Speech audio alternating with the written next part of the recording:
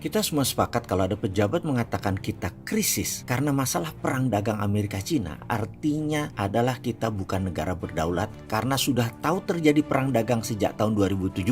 Tetap kita tidak punya rencana kontingensinya atau cara mengcounternya. Itu kita sepakat ya, kalau saat ini kita lemah dari sisi ekonomi. Lalu kita semua tahu harga dolar di awal pemerintahan SBY 2009 harganya adalah 11.500 dan sempat menguat ke 8.500 di tahun 2010-2012. Lalu melemah lagi hingga 12.400 di tahun 2014. Lalu di zaman kabinet kerja awal 12.400 nilai dolar terhadap rupiah melemah ke 14.200 hingga saat ini. Dan di tahun 2019 ini yang jadi pertanyaan, apakah di tahun 2024 pada saat serah terima pemerintahan baru harga dolar berapa? 11.000 kah atau 17.000 kah? Lalu hutang di tahun 2014 ke 2019 kita semua tahu hutangnya berapa naiknya. Lalu di tahun 2024 kira-kira hutang lunas atau nambah lagi besar? Selama 10 tahun di bawah pemerintahan SBY hutang Indonesia naik 1.300 triliun rupiah dan di zaman kabinet kerja dalam 4 tahun saja hutang Indonesia nambah 1.800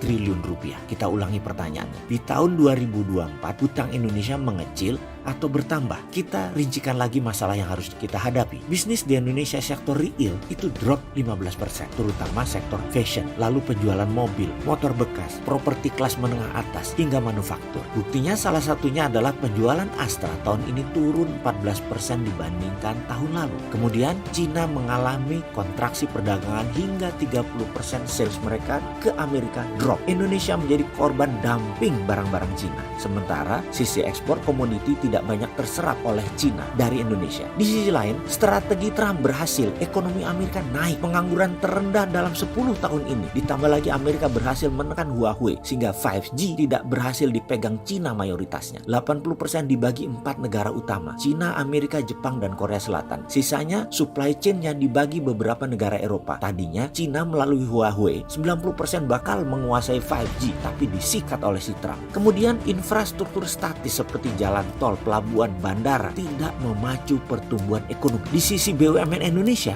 yang bergerak di bidang infrastruktur juga anomali. Banyak kerjaan tetapi mengalami kerugian keuangan dengan hutang yang sangat besar karena jalan-jalan tol yang dibangun BUMN banyak yang sepi sehingga operasionalnya sangat rugi. Ramenya lebaran saja. Lalu bagaimana solusinya? Bagaimana supaya tidak terkena resesi? Saya memilih menengok sebentar di tahun 1861 di mana penduduk Amerika saat itu masih 31 juta. Lalu dalam kurun 30 tahun naik menjadi 62 juta. Bahkan di tahun 1910 mencapai 92 juta. Kenapa bisa naik segitu cepat? Apakah karena angka kelahiran? Bukan. Karena terjadi migrasi besar-besaran dari Eropa. Dari tahun 1860 ke 1890, imigran Jerman ada 4 juta. Imigran Scotland ada 3 juta. Imigran Italia ada 3 juta. Dan berbagai negara Eropa lain masuk, terutama Eropa Barat. Baru tahun 1900 Eropa Timur baru mulai masuk dan puncaknya sebelum Perang Dunia Kedua. Ini poinnya. Mengapa mereka pindah? Saya singkat info sejarahnya. Karena di Eropa para raja, landlord, plutokrasi melarang kaum di luar bangsawan untuk kaya. Melarang semua manusia itu untuk sejahtera.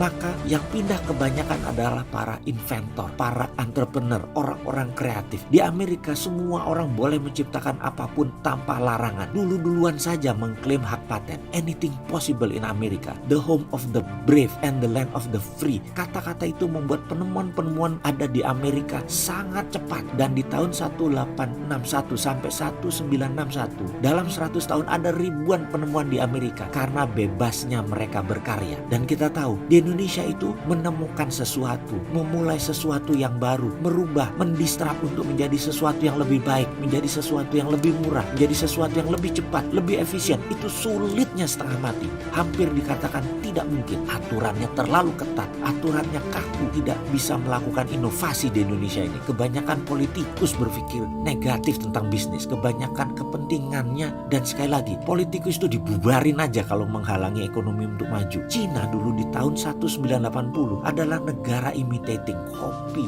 ambil, tiru, memalsukan semuanya sampai mata uang mereka palsukan dengan renminbi dan yuan. Lalu tahun 2008 ke sini baru menjadi negara innovation. Apa saja boleh di Cina, apa saja boleh dibikin di sana. Mereka meniru Amerika tahun 1860 sampai 1960. Jujur, bagi saya duduk dengan petinggi Politbiro bulan lalu di Beijing selama 3 jam. Dan dia merupakan teman lama saya. Dalam 5 tahun terakhir ini udah 10 kali kami bertemu. Ini merupakan pelajaran sejarah dan membuka wacana. Dialah yang menceritakan apa yang Cina tiru dari Amerika. Inovating country-nya itu. Bener deh, dua negara Cina Amerika memang saling memicingkan mata. Tetapi yang bagus-bagus sebaiknya kita tiru. Jangan kebanyakan lobby-lobby politik deh. Yuk bongkar semua aturan. Izinkan anak bangsa, anak milenial mendisrupt everything. Menjadi lebih baik, menjadi baru, menjadi Indonesia. Jadi sarannya adalah bongkar semua aturan dan batasan bergerak untuk pengusaha. Mengenai izin-izin, sertifikat INA ini, macam-macam yang tidak produktif itu buang. Mudah-mudahan dengan usulan di video ini semua pejabat mengerti maksudnya.